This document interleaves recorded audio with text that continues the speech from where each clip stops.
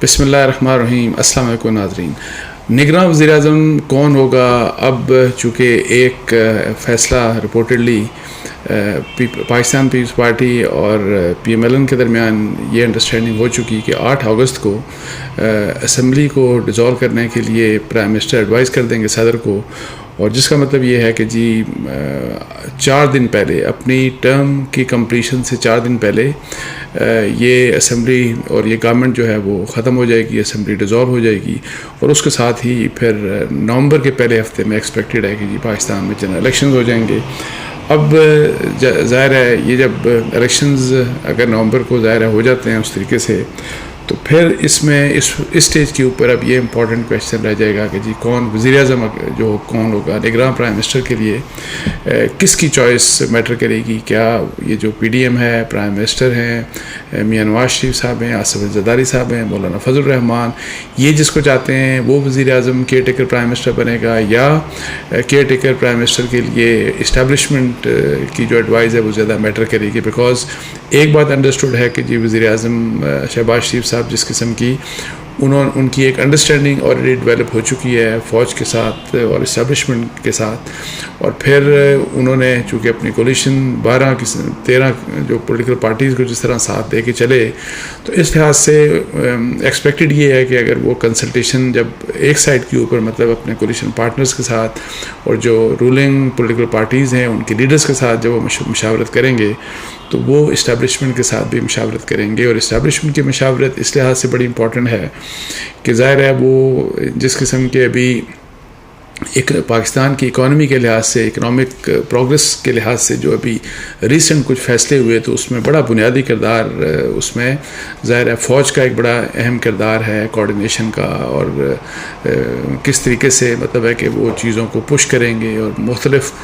صوبائی حکومتوں اور فیڈرل گورنمنٹ اور پلس ڈفرینٹ جو اتھارٹیز ہیں فیڈرل اور پروونشل، ان کے درمیان کوآرڈینیشن کو کیسے انشور کیا جائے گا. تو یہ ایک مانیٹرنگ کا میکنزم اور ایک کوآرڈینیشن کا میکنزم جو ہوگا وہ اس کے لیے فوج کا بڑا امپورٹنٹ کردار ہوگا. تو اس لحاظ سے ظاہر ہے کیئر ٹیکر گورنمنٹ جو بھی ہوگی اگر وہ 3 مہینے رہتی ہے تو اس کا بڑا اہم رول ہوگا. آئی ایم ایف کا پروگرام آپ کو پتہ ریسنٹلی ہوا، اس کی بھی بڑی کچھ کنڈیشنز ہیں، تو اس لحاظ سے اکانومی کے اوپر کسی قسم کا رسک نہیں لیا جا سکتا. تو اب یہ ہے کہ جی کون سی، بیکاز ایک بات جو ابھی تک جو چیزیں سامنے آئی ہیں اس کے لحاظ سے جو ہماری اسٹیبلشمنٹ ہے ان کی خواہش یہ ہے کہ اس قسم کی خواہش ہے کیونکہ کوئی اس قسم کا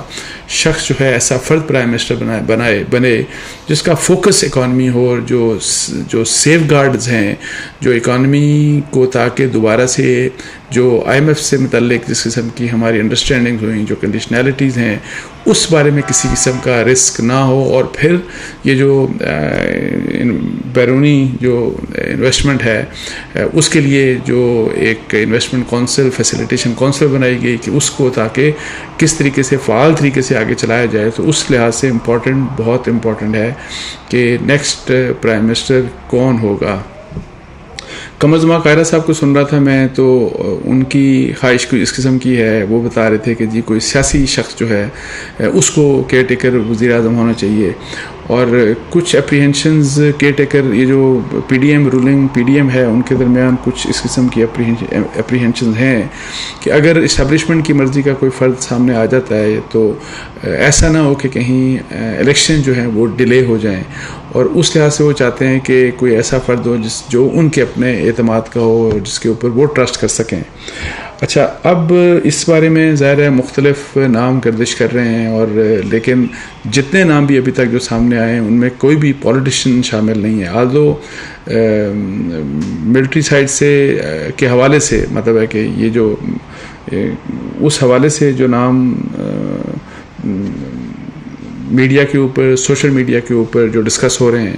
اب فارمل یہ نام کیا پرائم منسٹر کو دیے گئے ہیں، یا فارمل ان ناموں کی کسی بھی یہ جتنے بھی نام ہیں آپ کے سامنے جو بولوں گا کہ یہ ڈسکشن میں آئے ہیں کہ نہیں، یہ کوئی کنفرمیشن نہیں ہے. لیکن یہ کہا جا رہا ہے کہ جی ڈاکٹر حفیظ شیخ جو ہیں، اور جو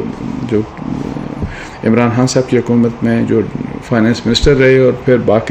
رضا باقر صاحب جو گورنر اسٹیٹ بینک رہے، ان کے حوالے سے کہا جا رہا ہے کہ جی یہ ان لوگوں میں شامل ہیں کہ جو کہ کنسیڈر ہو سکتے ہیں. لیکن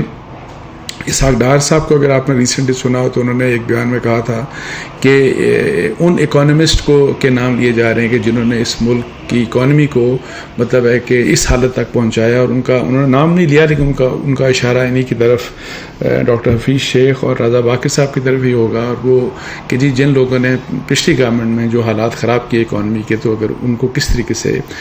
وزیر اعظم بنایا جا سکتا ہے. اور پھر جب اسحاق ڈار صاحب بات کر رہے ہیں تو اس کا مطلب یہ ہے کہ جی یہ میاں نواز شریف صاحب کی سوچ ہے، بیکاز بہت اہم ایک ظاہر ہے ایک اہم جو بات ہے کہ ایک پی ایم ایل این کے اندر جب پی ایم ایل این کی آپ بات کرتے ہیں تو اسحاق ڈار صاحب کا تعلق اس کیمپ سے ہے جو کہ جس کو لیڈ میاں نواز شریف صاحب کرتے ہیں، اور ان کی ظاہر ایک انڈرسٹینڈنگ بھی ہے، رشتہ داری بھی ہے بہت، اور اس لحاظ سے ان کا ویو یہ ہے کہ بے شک وہ میاں نواز شریف صاحب کا ہے یا اسحاق ڈار صاحب کا ہے. تو اگر اسحاق ڈار صاحب کا بھی یہ ویو ہے تو وہ ان کو کنونس کر سکتے ہیں، مطلب یہی ویو آپ سمجھیں کہ میاں نواز شریف صاحب کا بھی ہو سکتا ہے. ویسے جو پی ایم ایل این کے جو لوگ ہیں اگر آپ ان سے بات کریں تو وہاں پہ دو نام عام طور کے اوپر آپ کو سننے میں ملیں گے. ایک تو فواد حسن فواد جو کہ میاں نواز شریف صاحب کے پرنسپل سیکرٹری رہے، ان کا نام ریٹائرڈ بیوروکریٹ ہیں، ظاہر ہے گریڈ 22 کے میں ریٹائر ہوئے تھے. اور پھر ناصر محمود کھوسہ صاحب وہ بھی پرنسپل سیکرٹری رہے میاں نواز شریف صاحب کے، اور اس کے علاوہ وہ ظاہر ان کی ایک اپنی پوزیشن ہے. آصف کھوسہ صاحب فارمر چیف جسٹس کے بھائی بھی ہیں، عمران خان صاحب بھی ویسے ان کے اوپر اعتماد کرتے ہیں، ان کا بھی نام لیا جا رہا ہے. اور یہ وہ لوگ ہیں جو کہ ظاہر ہے جن کا ایک انتظامی امور کے اوپر ظاہر ہے جو کہ ریٹائرڈ بیوروکریٹ ہیں تو ایک فیئر گراسپ ہے. اچھا کچھ جرنلسٹ کے بھی نام لیے جاتے ہیں ظاہر ہے، اور اس میں محسن بیگ صاحب کا نام بہت سوشل میڈیا کے اوپر تو بہت چلا، اور خاص طور پہ پی ٹی آئی کے لوگوں نے تو محسن بیگ صاحب نے تو خود کہہ دیا کہ میں تو نہ کینڈیڈیٹ ہوں نہ میں نے بننا ہے کیئر ٹیکر وزیر اعظم. اور یہ ان کا یہ کہنا ہے کہ پی ٹی آئی جان بوجھ کے ان کو ٹارگٹ کرنے کے لیے مطلب ہے کہ ان کا نام لے رہی ہے. نجم سیٹھی صاحب کا بھی نام اسی طرح لیا جا رہا ہے، مطلب ہے کچھ لوگوں نے لیا، لیکن میرا نہیں خیال کہ نجم سیٹھی صاحب کی بھی پاسبلٹی ہے. آدھو یہ جو میں نے نام لیے ان میں کچھ لوگ ظاہر ہے کچھ سیریس مطلب ہے کہ کنسیڈریشنز ہو سکتی ہیں وہ، لیکن الٹیمیٹلی کون سا نام ہوگا یہ کچھ پتہ نہیں. اور پھر یہ بھی جو میرا اپنی ذاتی رائے ہے کہ جب آپ مختلف لوگوں کو جب آپ کنسیڈر کر رہے ہیں مختلف، تو اس میں اگر کسی کا پولیٹیکل بھی ایک بیک گراؤنڈ ہے اور اکانومی کے لحاظ سے بھی بڑے اسٹرانگ کسی کا مطلب ہے کہ اپنے کریڈینشلز ہیں، تو مفتاح اسماعیل میری ذاتی رائے میں وہ بھی ایک کینڈیڈیٹ ہو سکتے ہیں. Because although P M L N کے اندر ان کی ناراضگیاں ہیں، ان کے لیے جنرلی ان کو پولیٹیکل جو پولیٹیشینز ہیں مختلف مطلب ہے کہ میرا خیال ہے کہ ان کا ویو اگر ان کے بارے میں ویو آپ پاکستان پیپلز پارٹی سے پوچھیں تو ان کا بھی ویو ان کے بارے میں بڑا بیلنسڈ ایک پازیٹیو ویو ہوگا، بیکاز کاروباری لحاظ سے ان کی ایک اچھی ریپیوٹ ہے. لیکن اس سے بھی اہم بات یہ ہے کہ اگر آپ اس سائڈ کی اوپر بات کرتے ہیں تو جو فیصلہ آج کل کا جو ماحول ہے جس لحاظ سے اور جو اسٹیبلشمنٹ جتنی مضبوط ہو چکی ہے اس لحاظ سے جو میری جو انفارمیشن ہے کہ مفتاح صاحب کی جو ان کی جو ان کے لیے وہاں پہ بھی اسٹیبلشمنٹ میں بھی ان کے بارے میں رائے ایک پازیٹیو پائی جاتی ہے. لیکن اینی ہاؤ یہ ابھی تک کوئی کلیئر نہیں کسی بھی لحاظ سے. نام میں نے جیسے بتایا آپ کو کہ سارے کے سارے گردش کر رہے ہیں، لیکن کون وزیر اعظم بنے گا، کیئر ٹیکر پرائم منسٹر بنے گا. اور لیکن اتنا میں آپ کو بتا دوں کہ جو بھی بنے گا، ایون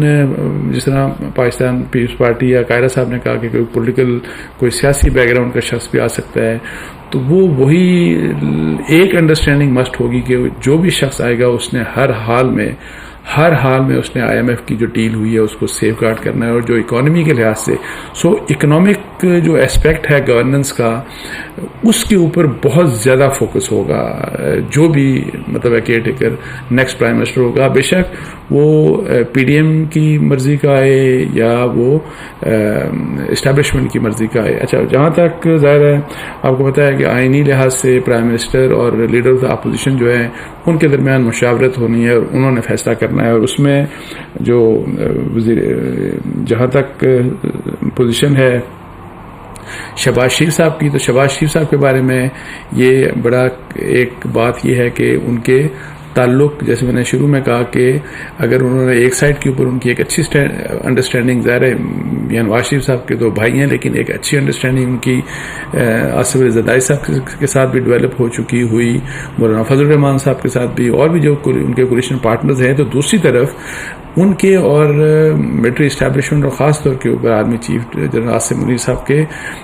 جو ورکنگ ریلیشن شپ ہے گورنمنٹ میں، جو ابھی پچھلے 5-6 مہینوں میں جس طریقے کا ڈیولپ ہوا، یہ بڑا ایکسٹرا آرڈنری ہے، اور وہ ایک دوسرے کے لیے ان کی بہت زیادہ لائکنگ ہے، اور اس لحاظ سے